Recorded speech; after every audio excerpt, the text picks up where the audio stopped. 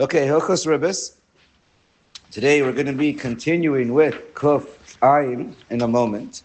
I just want to go back for a drop and just re-explain the end of the Ramah, or it's really most of the Ramah, in the last Siman Kuf Samech Tet. You look at Chaf, the Ramah in Chaf. I'm going to explain it better this time, but I'm not going to read it inside. We did that, and you can do that on your own. So let me just explain the case.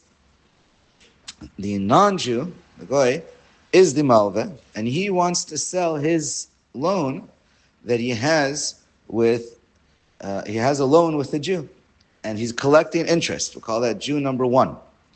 And he wants to sell it to his portion, to Jew number two.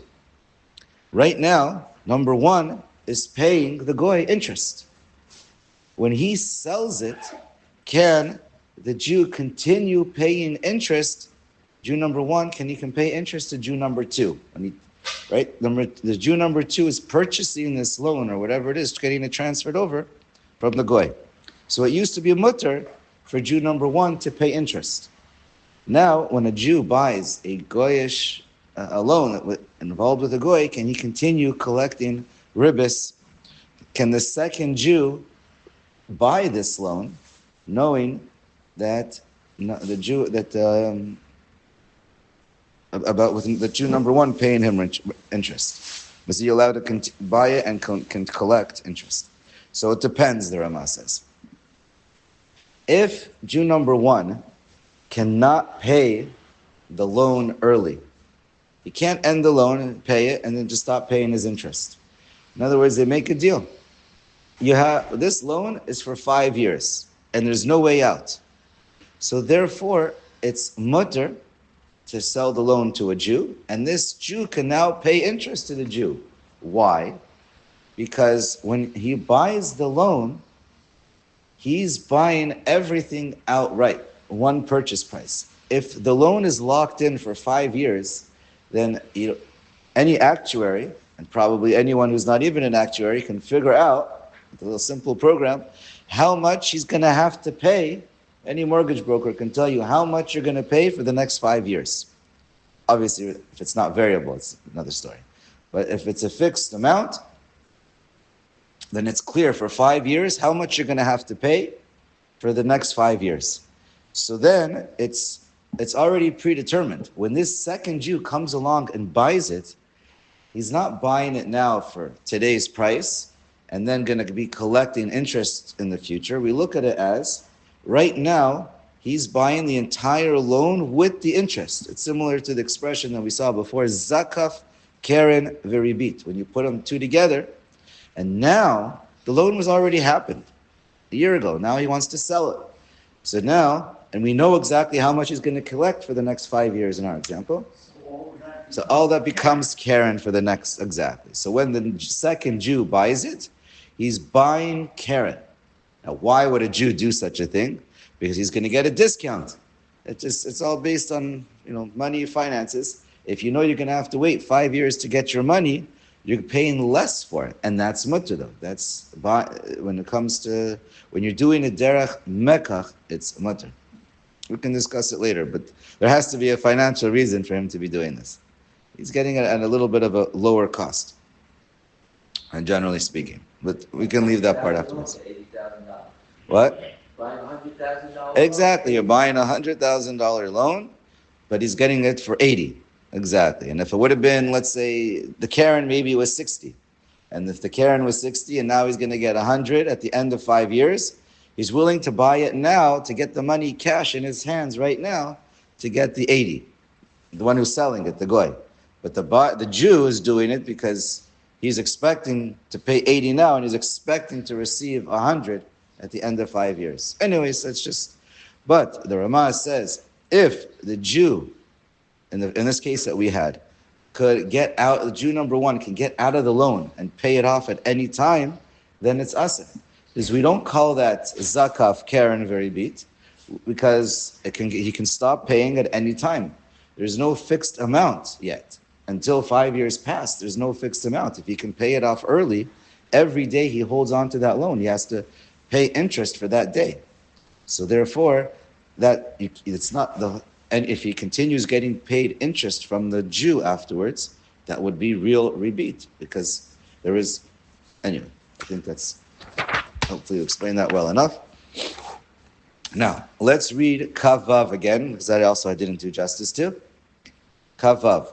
Well, this one we'll read inside. Mashkon, one second. Mashkon shebiyad Yisrael mi Yisrael. A mashkon, you have, here, let me explain. You have two Jews. There's a malveh and a loveh, and at this point, and there's a mashkon that goes from the loveh, and the malveh holds on to it. And I'm assuming right now there's no ribis over here, right? It's two Jews from Jews, and there's just a loan. It's a free loan, Karen for Karen. You're going to get it back. Now, the malveh, the one he's holding on to this mashkon, he wants money now. He's low on cash. He wants to sell this. He wants money, or he wants to borrow money. So he goes to, and he's holding on to the mashkon of the loveh, so it's a Jewish mashkon. It's owned by a Jew, but it was given to him. So there's a certain kinyan involved. Now the malveh goes and he borrows money from a goy. That's the case. He's using the mashkon. Here, mashkon shebiyad Yisrael mi Yisrael chaver. Ve'amar lo, halvele umashachnu legoy v'ribit, ve'alai lifroa keren v'ribit mutter. Amar lo halove. Right, you want money, take my mashkon that you already have and give it to a goy. And then you can use that mashkon to convince the goy to lend you money. So the alai, which would be the payment that I, Mr. Lova, owed. Part of it has to be ribis. right? And so who's paying the ribis? It's on the love, the lova. Right, the lova is going to pay it. Right, because here, let me finish explaining. The whole halva is being based on the mashkon, and that's owned by the Jew and in the hands of the goy now. And the goy, the only way he could collect is he can't go back to the middle Jew. He could only go collect off of the mashkon.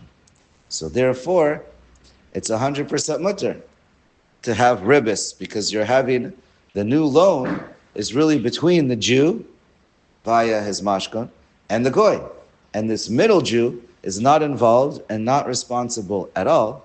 So it's considered a loan directly between one Jew and the goy, and therefore ribis is 100% permitted. Okay. But when the guy made the second loan, he made Jew number two fall out of the picture completely. Right. Paid off, he's not involved. Right. The middle Jew is not involved. There you go. Okay. Yeah. And I'll just recap. The Kav Zayin is basically a similar idea, that when you're giving over a mashkon with loans, the point is it's mutter if there's interest involved, is when the goy could only collect from the mashkon, similar to this case. But okay, let's continue with Kuf Ayin.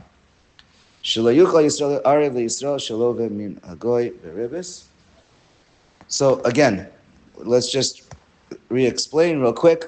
In Arev, there are three main types of an Arev, of a guarantor. It's important to know, very important to know. An Arev Stam, a regular, normal Arev, right? You just say the words Arev. What are you normally? The way it works is you're a guarantor, but like secondary to the lova.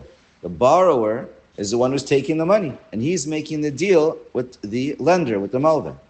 There's this secondary arev. In other words, the malva, the lender, can only go after the lender, the borrower, the lova. You can't go to the arev first.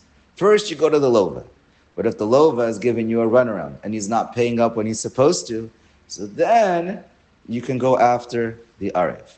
So an Arev Stam, you first can only go to the Love, and then afterwards you can go to an Arev. What about an Arev Kablan? So they're in it together. And the, the lender, the Malve, can choose. I'm going to go after the Love first, or I'm going to go after the Arev first. That's a second category. That's a second type of an Arev. We're going to see it. That begins to be a problem. And the last category is an Arev Shlufdutz. What is that? We'll explain kind of where the Lashon comes from. But a Arev Shlufdutz, that means the lender, the Malvik, can only go after this Arev Shlufdutz. Basically, this type of an Arev took all responsibility from the Love, and the Love doesn't have to worry about it. They're friends, they're family members, whatever it is, he's doing them a favor, and he knows the Malva is only going to go after the Arev, or there's some other interest involved, whatever it is. Okay, so now let's read inside. Aleph.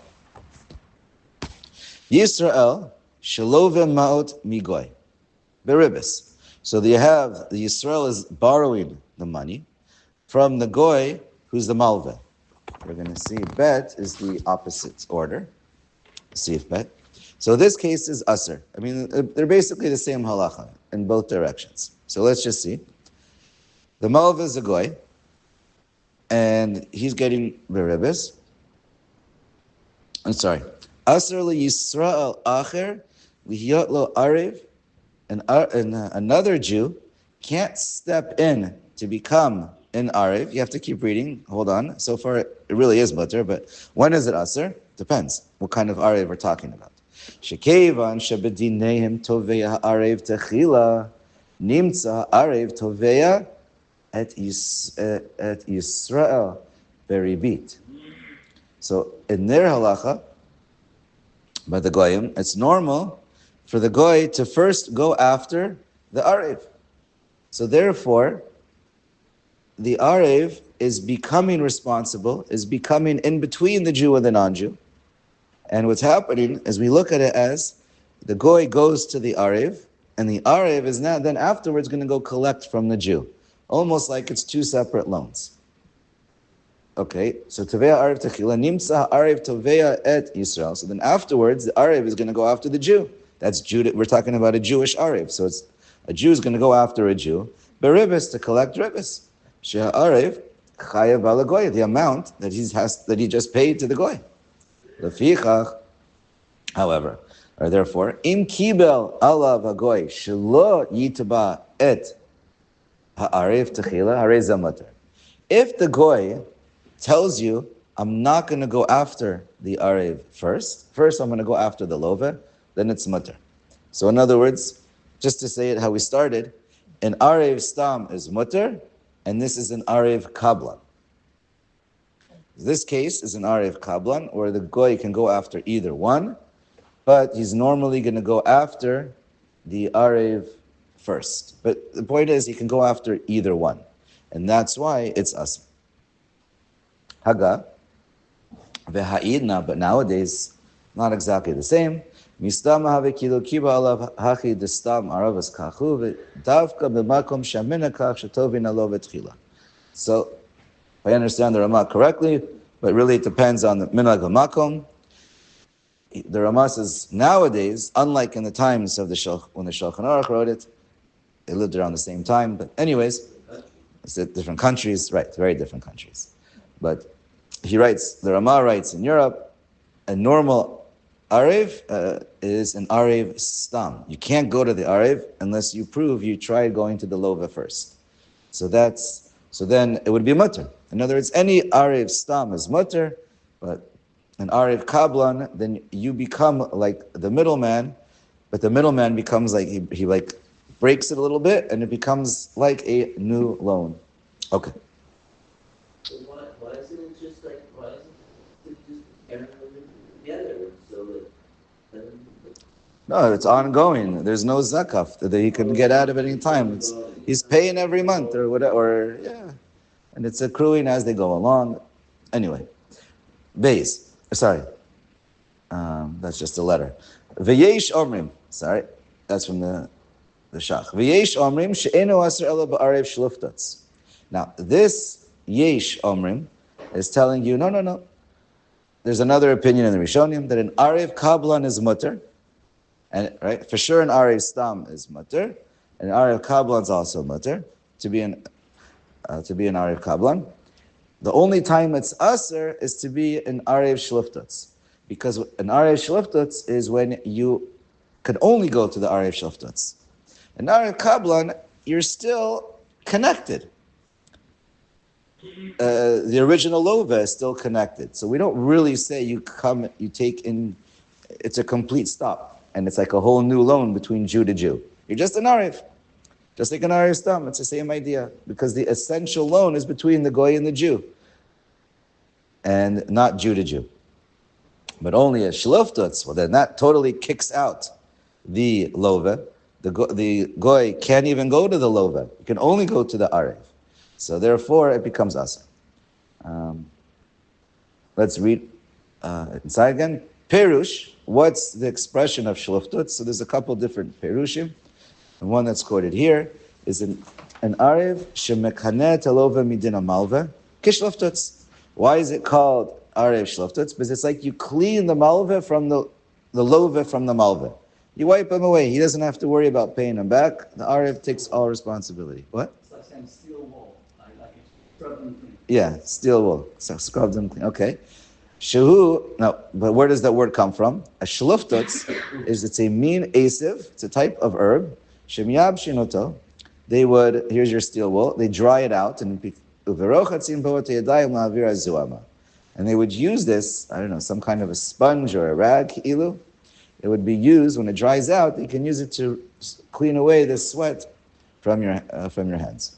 So that's the expression of washing away, taking the responsibility from one to another. That's how you get expression of shluftutz. There's another perush that has to do with the words of motzi v'na'atz, that you take out and you stake into the ground. You're basically removing the lova from responsibility, and you're staking into the ground the arev. The arev is being v'na'atz, is bimkomo. He's taking his place. Right? You remove one and you stick one in front of the other, and that's where the expression comes from. Okay, so let's keep reading. Because when you have an arev shluftatz, there's really nothing to do between the malva and the lova. The lova is totally out of the picture. Shehu yachol lidchoto eitzel ha'arev. Shehu yachol. He can't do anything to him when he's by the Erev. Right. The lova will just tell him go to the Erev. Very good. And I'll just point out this part gets a little bit tricky, halacha l'maisa, but just to open it up, the Shach points out that according to the Shulchan Aruch or Beis Yosef, same person, that lechatchila, one should follow the stam opinion that an arev kablan is a problem, but he holds b'di'evid one can rely on this yesh omrim. In other words, whenever there's a suffix in dinyamamanus, when it comes to amotzi mechavero ala varaya, when you get into certain cases, if the one who's trying to protect himself, who's holding on to the money, can say, I hold like the yesh omrim. And that in this case is acceptable. Okay, anyway. And at least according to the Shach, this case of shluftatz is a problem on a de'araisa level, according to the Beis Yosef. That's what the Shach explains into the Beis Yosef. And I think the Taz Paskins like that as well, but we're going to see the Ramah holds all these cases are only derabanan cases. We're going to see that in 1 second. So just stay tuned. Haga. Now, so we just learned you can only be an arev stam. You can't be an arev kablan, and certainly not an arev shluftatz. But what if you did? You were. Tzarich l'shalom kol hefsed hamagia lo al yado. So if there was such a loan between a Jew and a non-Jew, and you became an Arev, so you still have to pay, you are an Arev, you can't get out of it, so you have to pay at least the Karen, that's for sure. But the lova doesn't have to pay the rebate to the Arev of what the Arev paid to the Goy. We don't say he has to pay rebate because he's not allowed to, so you don't have to pay it. So what's the hefsed? Well, he has to pay. The hefsed is the Arev has to pay the Karen and the rebate to the Goy. And then the Lova only has to pay back the Karen. V'i kvar paralo haribit. But what if he already paid him the rebate that he didn't need to pay him? Ein motzin miyado de logara me'avak rebate. So now, if you paid the Arev, which kind of makes sense, that was what the Lova agreed to, he doesn't have, again, he wasn't supposed to pay him, it's avak rebate, at least according to the Ramah we said. But now that you paid him, you can't take it, you can't force it out of the Arev because it was already paid. And according to the Beis Yosef, though, you could force out the shluftuts because that's deraisa, but not from an Arev Kabbalah. All right, let's get to the next one. This is the converse of what we just had.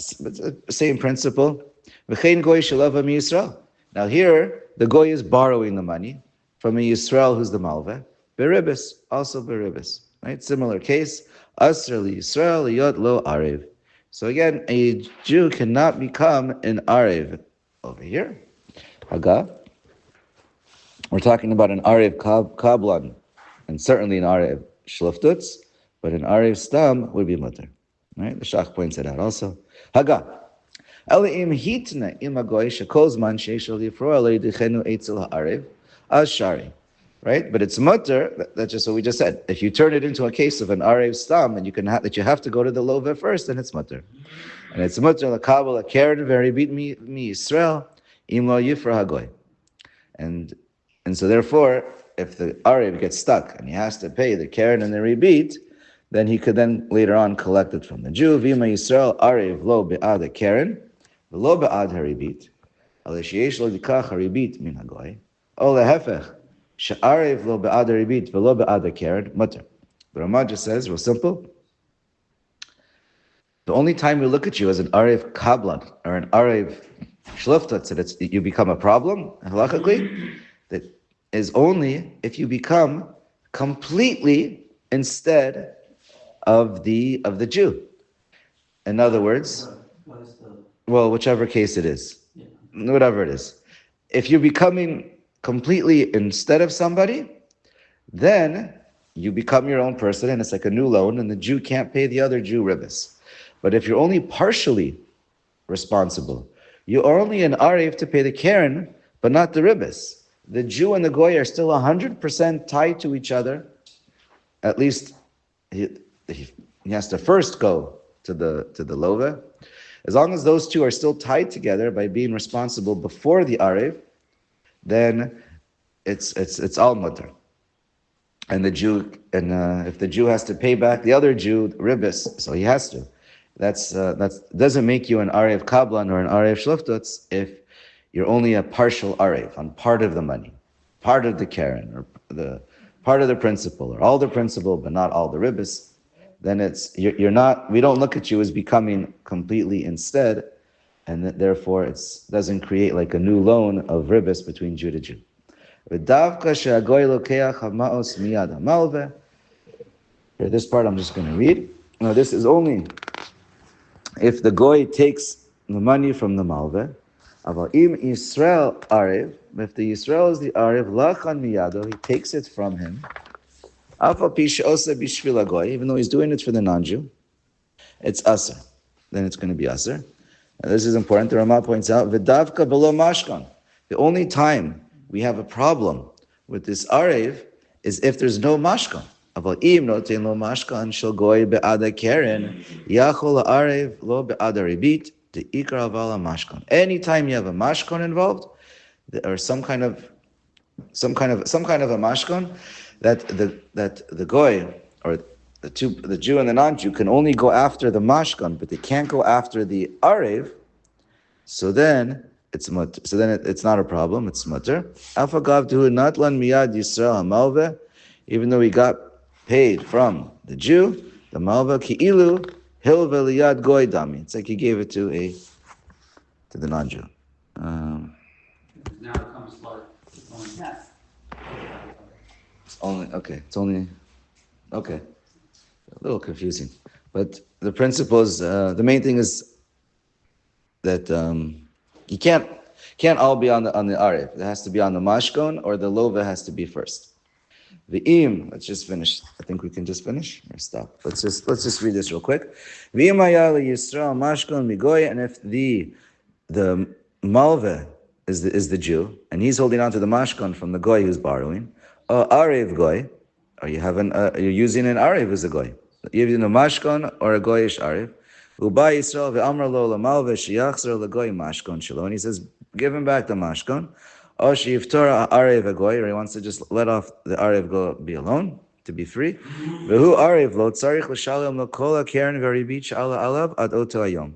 So the same idea. If you want to remove a mashkon, and you want the loan is going to continue, and you want the rebit to continue, it's only if you prepay all the keren and all the rebit is factored in.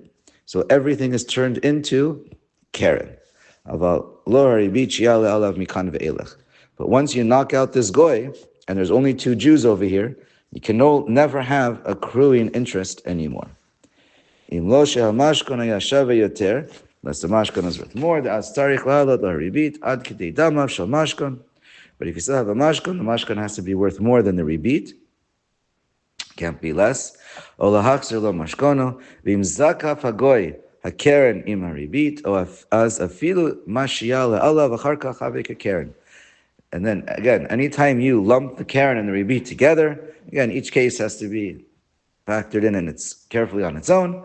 But anytime you're doing that and you're combining them, and then we're saying that it's as if you have a new loan from now on onward, and the rebit was already factored in, and now it's a free loan, and a free loan is mutter. Right? You're allowed to pay back slowly over time. Either on previous, what we're thinking, the way we look at it was previous calculated ribis, but really everything that now is now looked at as keren, because it was the fixed ribis. It was the amount of ribis was already fixed in for a period of time that was already predetermined, and then v'tzarich l'shalom lo'akol, and then you're responsible. This Jew has to pay all of it, including the ribis, because it's not really ribis, it's keren. It's the new keren, the new calculated keren. Afilu lo haya mashkon shava, even if the mashkon wasn't worth much. Afilu lo haya lo mashkon kol, or there's no mashkon at all. Ala patar arev goy shaylo, because we knocked out the arev goy and we made ki'ilu a new loan, ki'ilu with a new higher principal amount. Okay, let's done.